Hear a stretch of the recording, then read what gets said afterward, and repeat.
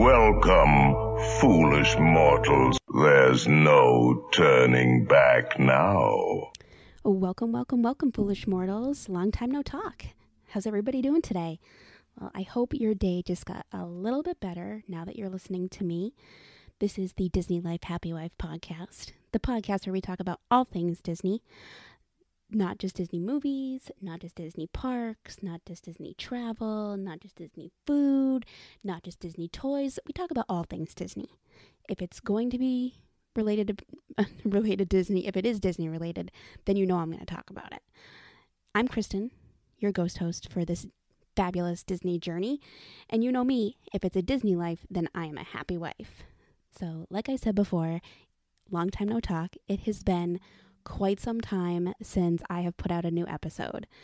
With the pandemic and lockdown and everything that has happened within the past, few months since March, things have just been crazy around here. It's been hard to get time to actually be able to record.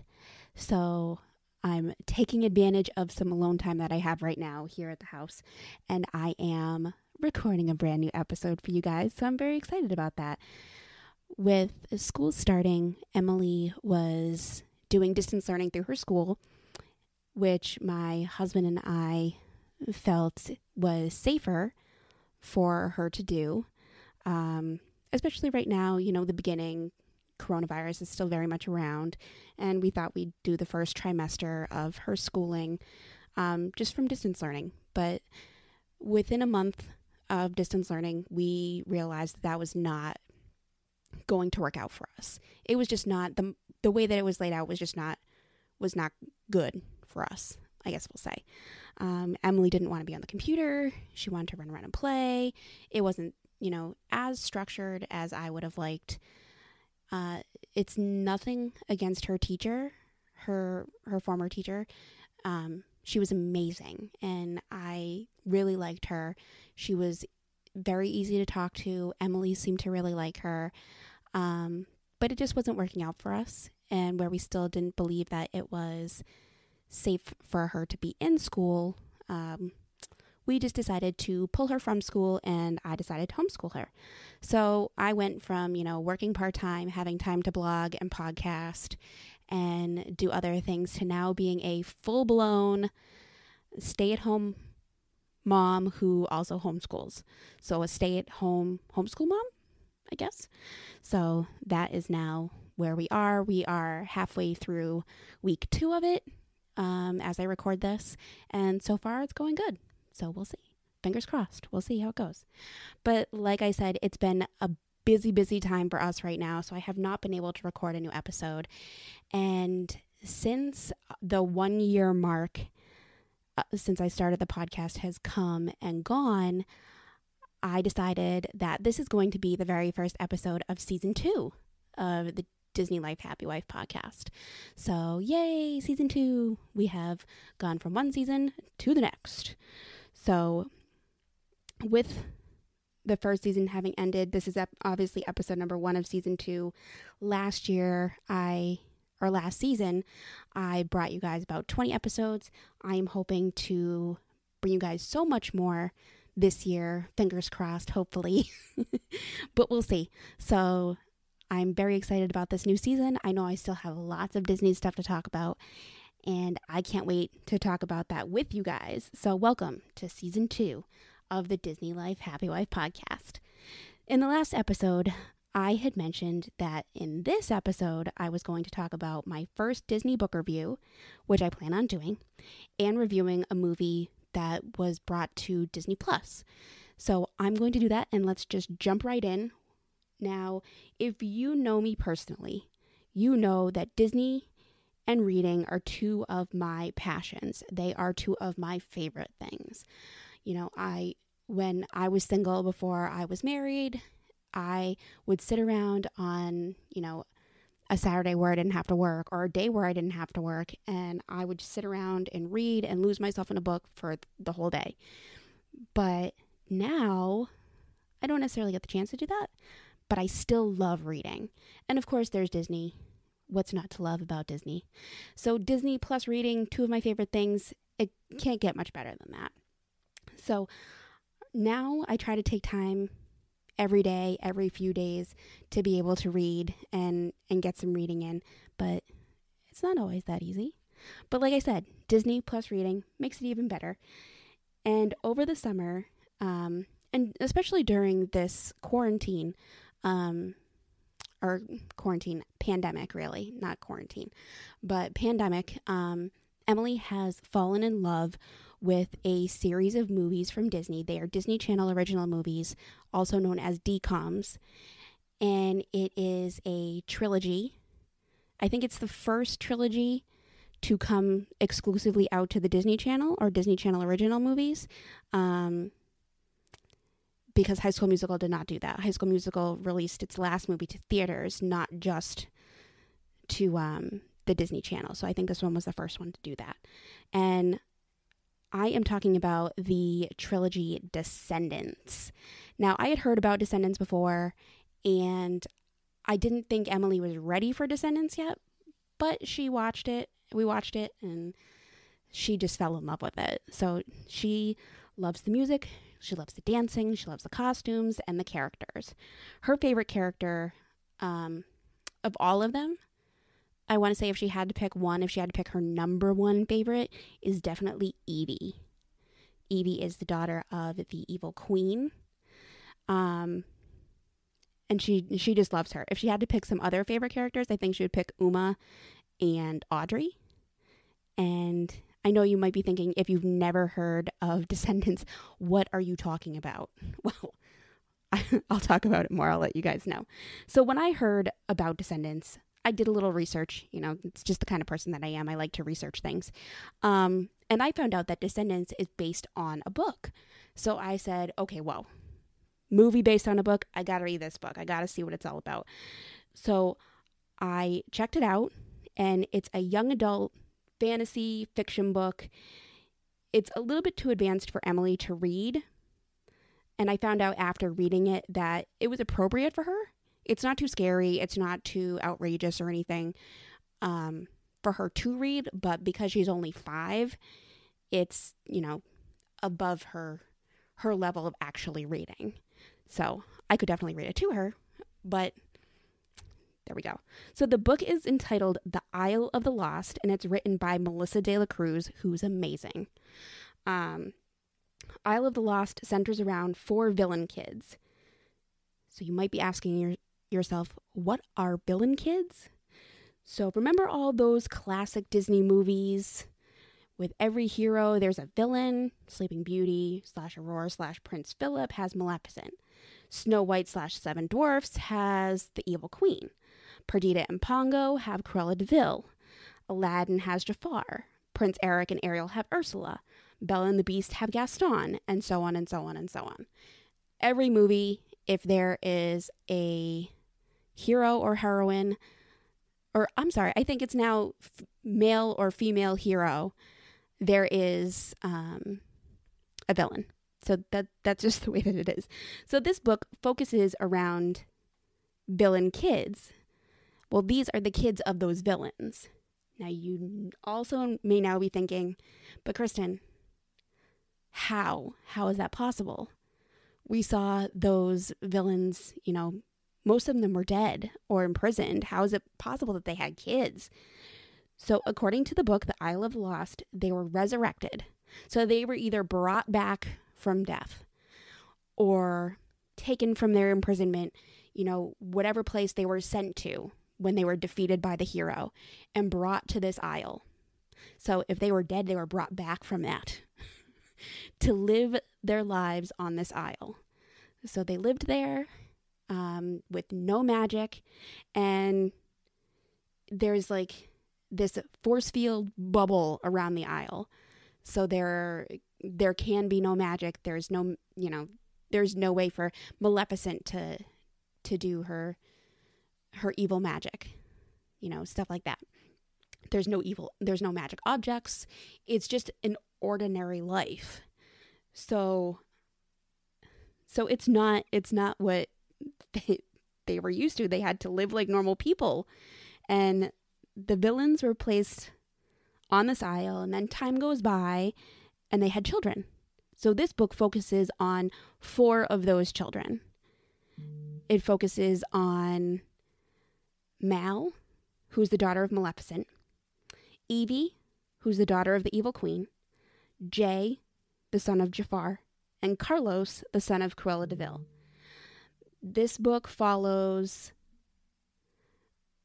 these 4 very different teens on an adventure where they learn something about themselves that they never knew before. So, it's a pretty cool book. So have you guys seen Descendants? Well, you might be wondering how these two compare, how the book compares to the movies. And if you have not seen Descendants, definitely go see it. It's on Disney Plus. Definitely check it out. I loved it. Emily loved it. We sang the songs all the time. So The Isle of the Lost is more of a prequel to Descendants. You don't necessarily have to read the book to watch the movie. I wouldn't say that. But I would say that you should read the book. The book is really great. And it's great, for me, having seen the movies first, it was great for me to get some backstory to those characters. And you kind of see the scenes of when the teens were kids, and you get to know more about them. And I thought that was brilliant.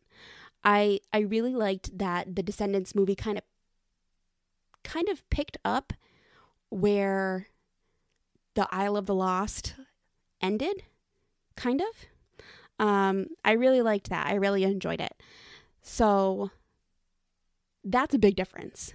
When I went into Isle of the Lost, I had already seen Descendants, like I said, and I was expecting it to be Descendants, like a word for word. I was expecting it to be just like that, and it wasn't. So I was like, So in this book, you really see these 4 main characters. You see Mal, Evie, Jay, and Carlos. You really see them become friends in this book. So when you see the movie Descendants, there are these 4 kids that are already really good friends. And in the book, you see them become friends. It was interesting for me, having already seen the movie. So in the book, Mal and Jay are already kind of friends, and Evie and Carlos they become friends, and then the 4 of them kind of become friends. It was very interesting, but in the end of the book, the 4 of them are friends. One of the biggest differences from the movie to the book, the movie and the book, is that Mal and Evie aren't friends. I was shocked when I read the book and found out that Mal and Evie were not friends. Not only were they not friends, but Mal did not like Evie pretty much through the whole book. I was shocked. I couldn't believe it. I was like, you've got to be kidding me. They're not friends. And I just read on and read on and read on. And when they became friends in the end, I was so happy. I was like, okay, I know that they're friends in the movies. Maybe, in the next books in the series, they will still, be continuing on that path of friendship, and it'll be okay. So we'll see. But I still was floored the fact that Mal and Evie were not best friends in the book. In the movie Descendants, there is a scene where Mal, Evie, Carlos, and Jay are making cookies. Now, these cookies are magic spelled cookies, so whoever eats them, something happens.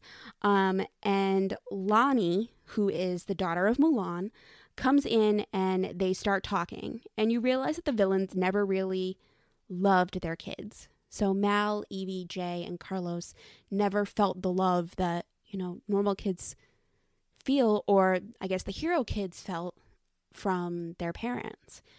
And the villain kids never felt that. They never felt that their parents loved them. And watching the movie, you don't necessarily get a sense of that. So reading the book, when I read the book, I really got a sense of that. I really got a sense of, Jafar just uses Jay for, to work in his shop.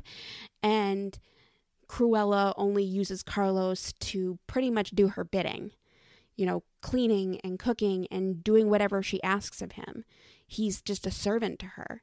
And you really get a sense of how Maleficent just not necessarily detests, but she's always disapproving of everything that Mal does. Mal can't seem to please her mother in the slightest. And it was very sad for me. It was great to read these books and to get that, and you really do feel that. So when they have this conversation with Lonnie, and she's talking about, your mom making cookies for you, and, when you're feeling sad and stuff like that, and you could tell that the villain kids had no idea what she was talking about, and, you could tell that they didn't really feel that from their parents.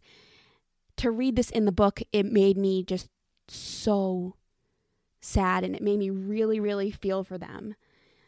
It did make me happy that the four became friends, and they kind of became their own family in the end. They looked out for each other. So I really liked that. So what is my rating? If I had to go from 1 to 5 stars, 1 being not so great, and 5 being a must-see or read, I would totally give this a 5. So for my review for Isle of the Lost by Melissa de la Cruz, 5. 5 stars. Totally, totally loved this book. Being a fan of the movies already, I knew that I wanted to read it, and I'm so, so glad that I did. I loved, loved, loved, loved this book. Knowing these characters already, I was glad to get the backstory, like I said.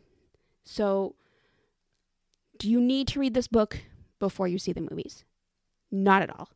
I was actually pretty intrigued to have seen the movie first and then to read the book, because I got to see how they were similar and how they were different, thinking that Isle of the Lost was going to be exactly like Descendants. So that was cool. But should you read the book? Yes, of course. Reading Isle of the Lost gives the characters that you see in Descendants so much more depth, and it even gives secondary characters like the villains / the parents more depth as well. So that was pretty cool. That was pretty great to see. I really enjoyed the book.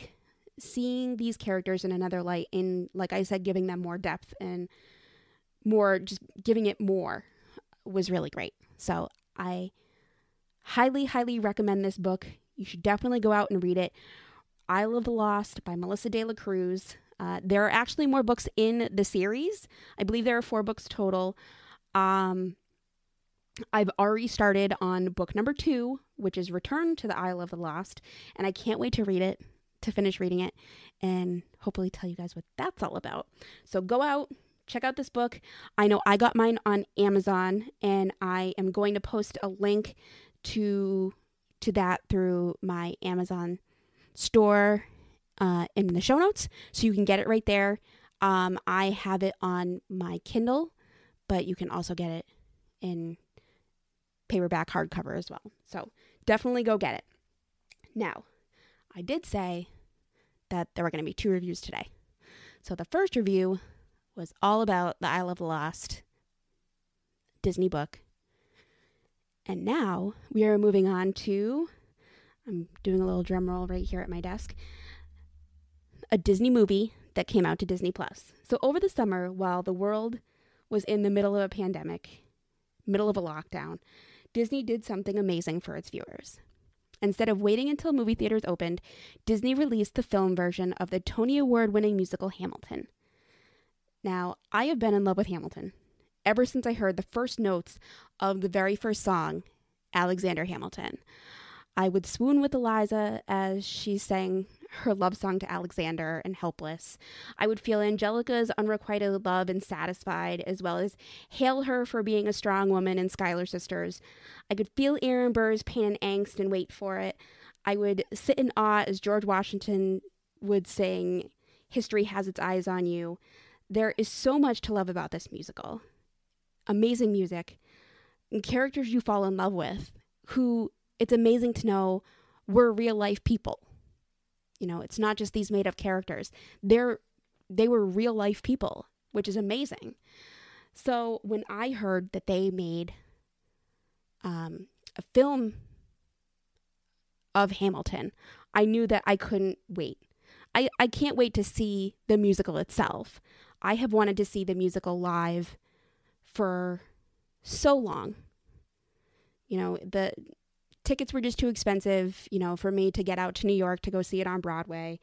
And then it started touring and tickets were still too expensive for me to go see it.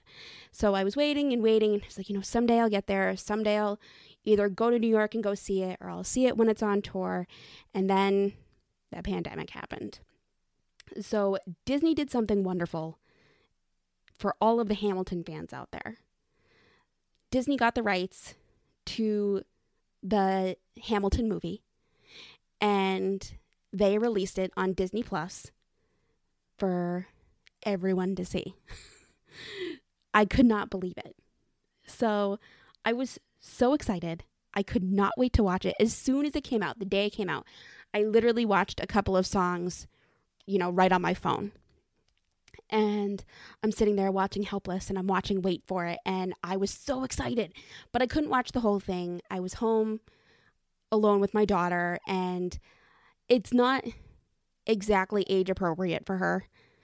While it is, American history and all of that, and while I think she would love the music and the costumes and the dancing and all of that, there is still some, language I would prefer her not to hear / use, and just some things about it that are more adult that I think maybe as we go down the line a little bit. So the first chance I got, I watched the movie. I was just so excited about it. I was home alone. My husband and my daughter were out probably at a family member's house, probably my sister-in-law's house, and I sat on the couch, turned on Disney Plus, and turned on Hamilton. I was so excited. So every time I got super excited about a song or what they were doing or the fact that I was actually seeing it, I was hooting and hollering and singing and dancing and laughing. It was just great. It was just the perfect way for me to do it. So how did they make this movie? Now, you might be thinking they've made musicals into film adaptations, Les Miserables, lots of different ones, but they've done their own film version of it. So they have these great scenes and these great settings and all of this. So how did they do Hamilton? Well, what they did for Hamilton, so over the course of 3 days, during the time that the original Broadway cast was still performing in the show, they filmed this movie from different angles. So they set up cameras and equipment to film this from different angles, and then they took all of the film, took all of the clips and everything that they got, and they put it all together, and Hamilton the movie, aka Hamilfilm, was born. When it came time to decide who got the rights, Disney won out, so we were all lucky about that, all as Disney fans. Another reason for me to love Disney. So I was so excited to watch it. I just could not wait. So what did I think? I loved it. If you couldn't tell, I loved it. Loved it. I love Hamilton. I think it's phenomenal. It exceeded all of my expectations, every single one of them. I was not disappointed in the least. With just listening to the music, so this is why you need to see, if you just listen to a musical, you can kind of miss things, not seeing it in person. You can kind of be like, about some things. I was like that with King George. I was kind of like, well, he's okay, I guess. I mean, you need to have King George when you're talking about, that time in our lives, about, the Revolutionary War and that kind of stuff. I was like, you kind of need to talk about him. And I was just kind of like, bleh, before I saw the movie. And then I saw the movie and was like, he's literally one of my favorite characters now. I think he's hilarious. And Jonathan Groff, who is already a very well-known Disney actor. I say that because he's the voice of Kristoff from Frozen. For those who didn't know, yes, he's Kristoff and Sven from Frozen. And we have been hearing his amazing voice through Kristoff for quite a number of years. And to see him, Jonathan Groff, play King George, this completely different character, was hilarious. And he was just amazing. He completely changed my mind on what I thought. So I'm going to give you a spoiler if you haven't seen Hamilton yet, which I'm sure everybody has. Came out in July and it is now November. So if you haven't seen it, I don't know what you're waiting for. So spoilers. So when he sings the song, when King George sings the song, I Know Him, and it goes into the song, the Adams Administration, I literally nearly peed myself from laughter. Like, so King George sits on the side of the stage. His song is over. He sits on the side of the stage and he watches Aaron Burr. And he's sitting there and he's bouncing along, with what Burr is saying behind Burr's back. Aaron Burr can't see him. And he's just bouncing along from his seat. And when Burr turns around and sees him, I literally don't know how he doesn't die laughing. Now, the actor who played Aaron Burr, Leslie Odom Jr., who was the original Aaron Burr in Hamilton, he did not break character at all. He may have smiled, if I'm remembering correctly. He may have smiled, but he did not break character, which I thought was amazing, because if that was me, I would have died laughing. Turning around to see Jonathan Groff, aka King George, sitting there bouncing along with what I'm saying, I literally would have just died laughing. I would have just rolled around on the floor, uncontrollable fits of laughter. I don't know how he did it. It was so funny, and it's literally one of my favorite parts in the whole movie. Like, that part is literally one of my favorite parts. Through this movie, I laughed and I cried and I swooned and I felt all of the emotions. Seeing this musical brought to life when I only heard the music and heard these amazing words was a dream come true for me. And now I can watch this movie whenever I want. Well, I mean, I can watch the movie whenever I want until I can actually see the musical in person, which will be amazing. Can't wait for that. So if you love Hamilton the musical, you've only heard the music and you've never seen the movie or seen the musical in person, go see the movie. Hop on Disney Plus, go see it. It's absolutely phenomenal. I love it. It may not be for everybody, because if you're not into musicals like that, then it's kind of like, you may not be interested in it. I loved it. I love musicals, and I have loved Hamilton since the moment I heard it. So I loved it. I highly recommend it. 1 to 5, I'm giving it a 5. So there you go. So there we have it, folks. My 2 reviews. So I Love the Lost, the Disney book that I read. Great book. You definitely should add it to your must-read list, especially if you're a Disney fan or a Descendants fan. So I definitely think, if you're a fan of either of those, Disney or Descendants or both, like me, definitely go read the book. Hamilton the movie, amazing visual showing of this musical. Definitely go see it. If you haven't seen it yet, definitely go see it. Go read this book. Go see that movie. There you go. Those are my reviews. But give them both 5 stars. So that's it, folks. That is a wrap for today. For the very first episode of season 2. Still can't believe that we're into season 2 of this podcast. It's crazy to me. Season 2. I'm so happy. So thank you all for taking the time to be on this amazing Disney journey with me. I love getting to talk about Disney. It's one of my passions and it's something that I love. So it brings me such joy to be able to talk about Disney with you guys. So thank you from the bottom of my heart for listening and tuning in. It means so much to me. So if you haven't done it already, go subscribe, like, save, follow along, review this podcast, do it all. If I get a review, I will read it on the podcast. And any criticism I will gladly take. So just let me know. And just thank you again for listening. So where can you listen and subscribe to the Disney Life Happy Wife podcast? Well, pretty much all places that you can listen to podcasts. Apple Podcasts, Spotify, Google Podcasts, iHeartRadio, Pandora, Amazon Music, just to name a few. My blog, The Many Sides of Mom. You can listen there as well. Where can you find me on social media? I'm on Facebook and Instagram. They both have the same handle. I guess that's what it's called.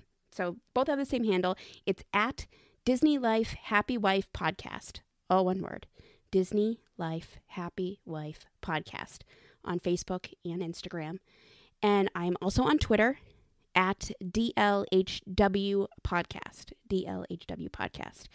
If you have a question, a comment, concern, you want to suggest a topic, or you just want to chat about Disney, feel free to send me a DM on either of those 3 social media, or feel free to shoot me an email. I do have an email for the podcast as well. It is DLHW Podcast, just like the Twitter handle. DLHWpodcast@gmail.com. Shoot me an email. Let me know what you thought about the podcast, and if you want to suggest any new topics, or if you have anything to say about it. So that is it for today. In the coming episodes, I'm hoping to bring you a list of my favorite character dining restaurants, meals, etc. in Walt Disney World. And I'm going to be talking about some of my favorite Disney Christmas movies. Disney Christmas movies.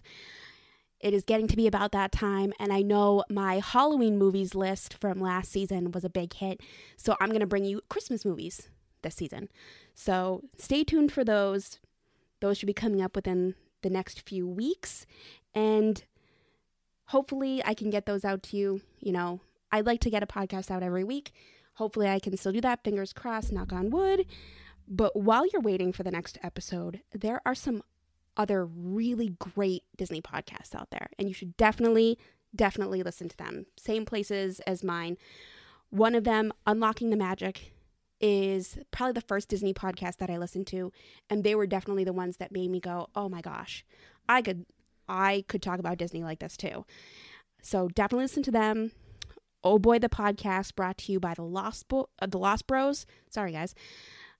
Oh Boy, the Podcast, brought to you by the Lost Bros. They're awesome. The Blue Sky Podcast and The Magical Lifestyle. Go listen to those. They're great podcasts. Definitely check those out. Hopefully, I will bring you a new episode soon. But if not, you have 4 great podcasts right there that you can go listen to. Unlocking the Magic, Oh Boy, the Podcast, Blue Sky Podcast, and The Magical Lifestyle. So there you go. Go check them out.